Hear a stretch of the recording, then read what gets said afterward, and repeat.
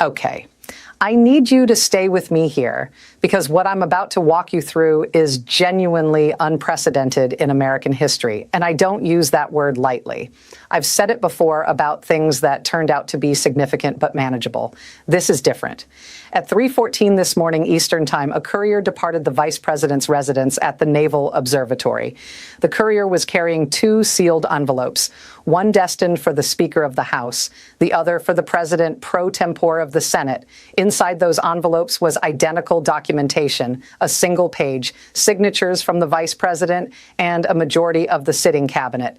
And that document stated, in the formal language required by the Constitution, that the President of the United States is unable to discharge the powers and duties of the office. If you're just joining us right now, hit subscribe immediately.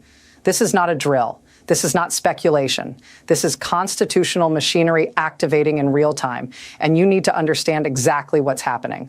Section 4 of the 25th Amendment has been invoked for the first time ever. But here's the thing. Here's where this goes from constitutional procedure into genuine crisis. The president is not accepting it. The president is not stepping aside. The president is, according to multiple sources inside the White House, physically barricaded in the residence, directing Secret Service to prevent the vice president from entering the grounds, and publicly declaring that what has happened is not a constitutional action, but an unlawful coup against a sitting president. Which means right now, at this moment, the United States of America has two people claiming to be commander-in-chief, two people issuing orders, two people asserting the authority of the presidency. And caught directly in the middle of that contradiction is the entire apparatus of American government, starting with the people who control the nuclear arsenal. All right. Before we go any further, we need to establish exactly what Section 4 of the 25th Amendment actually says and does, because there's a lot of confusion about this, and the confusion matters. The confusion is part of what's creating the crisis. Most people, when they think about the 25th Amendment, they think about presidential succession. The president dies, the vice president takes over. That's Section 1. Simple, clear, we've used it. Section 4 is something else entirely. Section 4 was written for a scenario that the framers of this amendment hoped would never actually occur.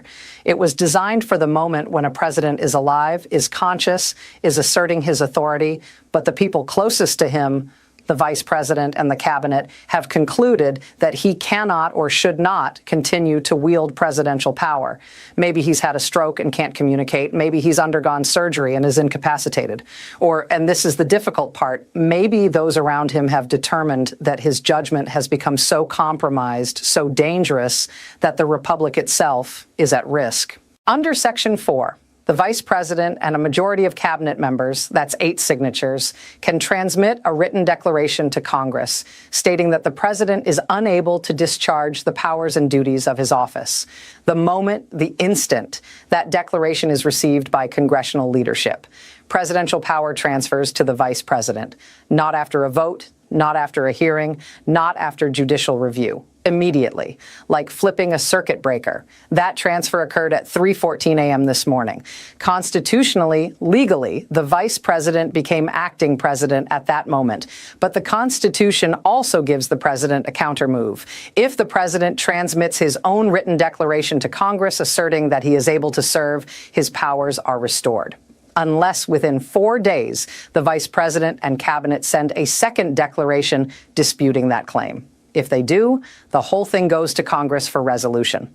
We are in the initial phase of this. The declaration has been delivered. The president has not yet submitted his counter-declaration. But sources say that letter is being drafted right now. Here's some history that matters. In October 1919, President Woodrow Wilson suffered a massive stroke. He was partially paralyzed, his speech was impaired, his cognitive function was significantly diminished.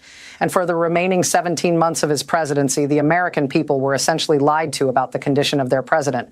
Wilson's wife, Edith Wilson, controlled access to him completely. She decided which documents reached him. She filtered which advisors could see him. She effectively made decisions on his behalf while maintaining the fiction that he was governing. When the truth eventually emerged, it horrified lawmakers. The idea that the presidency could be held hostage by a medical crisis, that there was no constitutional mechanism to address a president who was alive but incapable, became a genuine concern. That concern intensified after President Kennedy's assassination. What if Kennedy had survived Dallas but been left in a persistent vegetative state? What if a president suffered a heart attack during a nuclear crisis and couldn't communicate, but also couldn't be replaced? The 25th Amendment was ratified in 1967 specifically to address those scenarios. It was meant to ensure continuity of government. It was meant to ensure that the country would never be left without a functioning chief executive. But here's what the framers of that amendment assumed. They assumed good faith. They assumed that if the cabinet took the extraordinary step of declaring a president unable to serve, the president would recognize the gravity of the situation and cooperate with the constitutional process. They did not anticipate this. They did not anticipate a president who would look at the Constitution and declare that it doesn't apply to him. Smash that like button right now if you understand the stakes of what we're witnessing. This engagement matters. It determines whether this information reaches people who need to see it. Let me tell you what we're hearing from inside the White House right now. Multiple sources are describing a building in complete disarray. Staff members are openly weeping in hallways. Some are packing boxes. Others are feeding documents into shredders. The chief of staff, who reportedly refused to sign the Section 4 declaration, is now running a communications operation aimed at framing this entire event as an illegal seizure of power. Simultaneously, other aides are drafting executive orders designed to terminate every cabinet member who signed the declaration. The Secretary of State, the Secretary of Defense, the Attorney General, the President wants them gone. And this creates a constitutional paradox that legal scholars have never had to resolve in practice. If the cabinet signed the declaration first, and presidential power transferred at the moment of delivery, can the president then fire those cabinet members? Do their signatures still count if they've been terminated? Or did they stop being his subordinates the instant that letter reached Capitol Hill? There is no precedent for this. There is no clear answer. The Constitution doesn't address it because the framers assumed no one would ever try to test it this way. What we have right now is a government existing in two contradictory states simultaneously. We have two command structures, two chains of authority, two people issuing orders that cannot both be legal. And nowhere is that contradiction more dangerous than in the realm of nuclear weapons. Stay with me here because this is where it gets genuinely terrifying. The President of the United States, wherever he goes, is accompanied by a military aide carrying a briefcase. You've seen it, the nuclear football. It contains the launch authentication codes, the materials required to authorize a nuclear strike. The Vice President also has a military aide with an identical briefcase. Under normal circumstances, the Vice President's codes are inactive. They're a backup. They only become operational if the President is confirmed deceased or formally incapacitated. At 3:14 this morning, when that Section 4 declaration was delivered, the Vice President constitutionally became acting President. By the text of the amendment, that means his launch codes should have activated at that moment, and the president's codes should have been deactivated. But who actually makes that determination? Who flips that switch? That decision runs through the National Military Command Center at the Pentagon. And according to sources, the chairman of the Joint Chiefs of Staff is currently in the tank, the most secure conference room in the building, wrestling with a question that no chairman has ever had to answer. Which codes are legitimate? Whose orders does the military follow? If the president picks up the phone right now and orders a nuclear strike, does the military execute that order? Or do they refuse on the grounds that he is no longer commander-in-chief? If they refuse and they're wrong, they've just committed the most consequential act of insubordination in American history. If they comply and they're wrong, they've just followed an illegal order from someone who no longer holds presidential authority. And here's the thing about nuclear deterrence. It depends on certainty. It depends on adversaries knowing without question that American nuclear forces are under coherent command and control. The moment there's ambiguity, the moment there's visible confusion about who controls those weapons, deterrence degrades. Our adversaries are watching this right now. They are watching the American chain of command fracture in real time, and they are calculating. So why did the cabinet do this? Why invoke Section 4 tonight of all nights? According to a senior Justice Department official who has spoken to reporters, the cabinet convened in secret last night at the Naval Observatory after a specific incident earlier that afternoon. The details are still still emerging, and we need to be careful about what we report as confirmed versus what remains allegation. But multiple sources are pointing to the same series of events. The president allegedly issued a direct order for a military operation on American soil. Specifically, he allegedly ordered active duty military personnel to seize voting machines in a swing state ahead of the upcoming election. The Secretary of Defense reportedly refused to transmit that order. The president allegedly threatened to fire him and proceed through alternative channels. And that, according to the people who signed that declaration, was the line. That was the moment when they concluded that the emergency mechanism existed for exactly this circumstance, that if they did not act last night, American soldiers might be deployed against American citizens by morning. This was not, in their view, a policy disagreement. This was not partisan gamesmanship. This was, they believed, the final guardrail, the emergency brake, the last resort that the 25th Amendment was designed to provide. The president, however, is telling a very different story. Despite aides reportedly attempting to confiscate his phone, he has been posting continuously on social media. He is claiming that a cabal of globalists has infiltrated his cabinet. He is framing the constitutional action as treason. He is calling his supporters to Washington. And that last part is what has law enforcement in a state of genuine alarm. Drop a comment right now. Tell me where you're watching from. I want to know how far this is reaching because people need to understand what's happening. The president posted a message a few hours ago. It read, "Come to 1600 Pennsylvania Avenue, protect your president." We are now seeing live feeds of crowds forming near the White House. People are arriving by car, by metro, on foot. Some of them are visibly armed. D.C. Metropolitan Police are overwhelmed. Requests for National Guard support have been transmitted. And here's where the constitutional crisis creates an operational nightmare.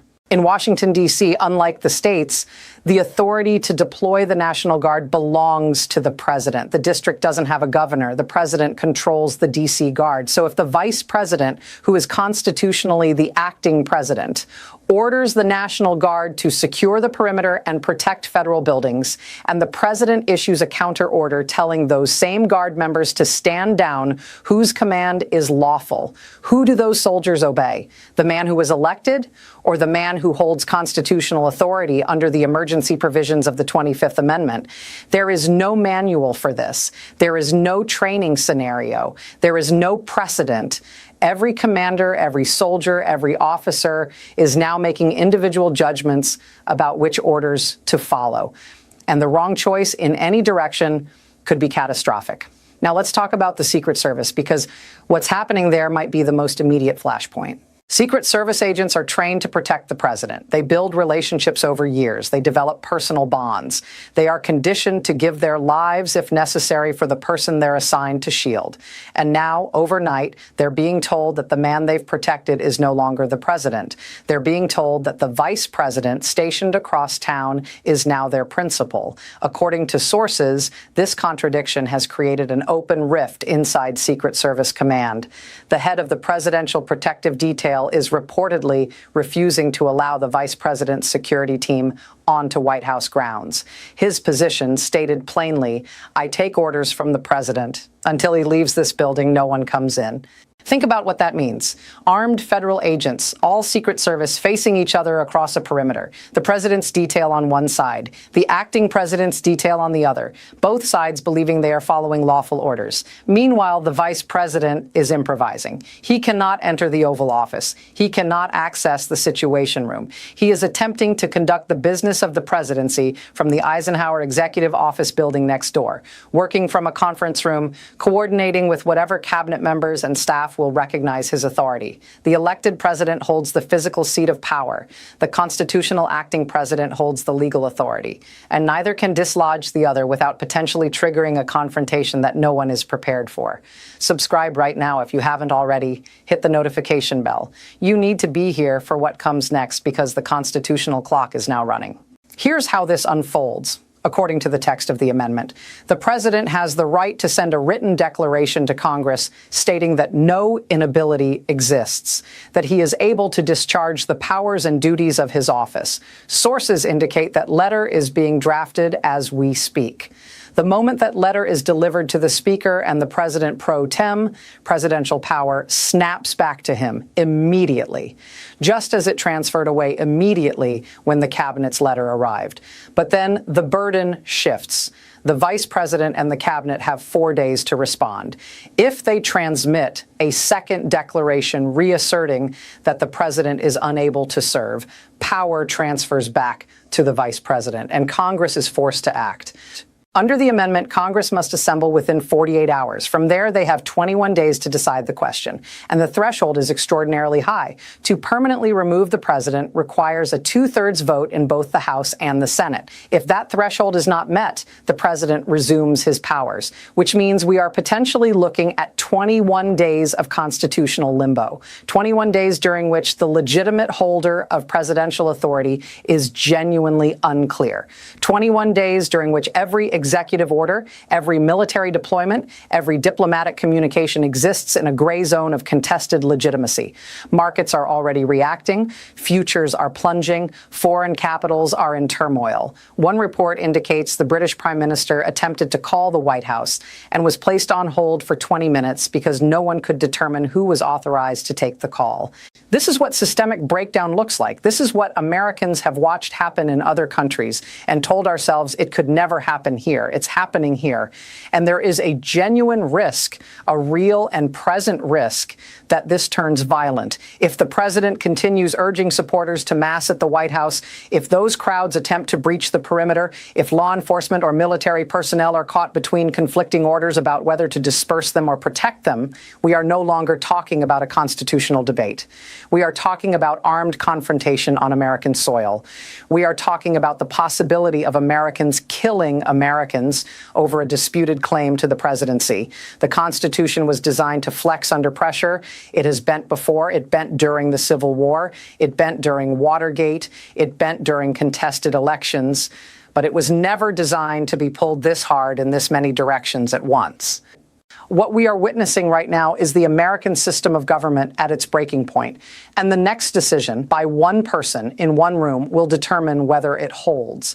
I am staying on this. I have feeds up on the White House, the Capitol, and the Pentagon. If the president transmits his counter declaration to Congress, I will read it to you in real time. If the Joint Chiefs issue a statement, you will hear it here. If there is any movement at any of those 3 locations, we will be covering it live. Do not assume this resolves quietly. Do not assume the institutions will hold simply because they always have. Do not assume that guardrails which exist on paper will function when tested by someone willing to ignore them. The 25th Amendment has been invoked. The president is refusing to comply. 2 chains of command are asserting authority. Armed agents are facing each other. Crowds are gathering, and the world is watching. Like this stream. Share it. Send it to everyone you know. This is one of those moments where history pivots, where the future gets decided in real time. People need to see this. They need to understand what's happening to their country right now. The pin has been pulled. The question now is, what comes next? Stay here, stay alert. I'll be back the moment anything breaks.